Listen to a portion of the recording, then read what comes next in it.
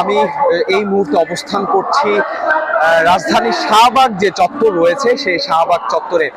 আপনারা জানেন যে শরীফ ওসমান হাদী দুর্বৃত্তর গুলিতে কিন্তু তিনি নিহত হয়েছেন এবং এর রেশ ধরেই কিন্তু আজকে শাহবাগে বিভিন্ন ছাত্র জনতা এবং রাজনৈতিক যে নেতা কর্মীরা রয়েছে সেখানে কিন্তু অবস্থান করছে এবং বিভিন্ন স্লোগানের মাধ্যমে কিন্তু মুখর হয়ে আছে এখন পর্যন্ত শাহবাগ।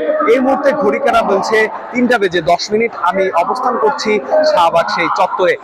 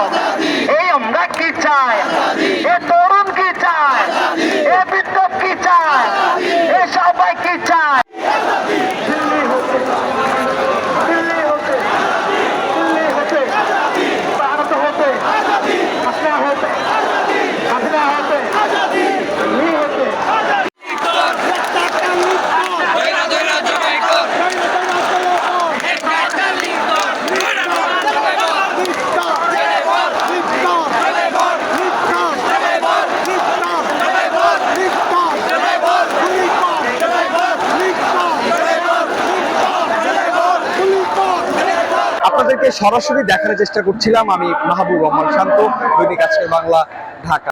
দৈনিক আজকের বাংলা .net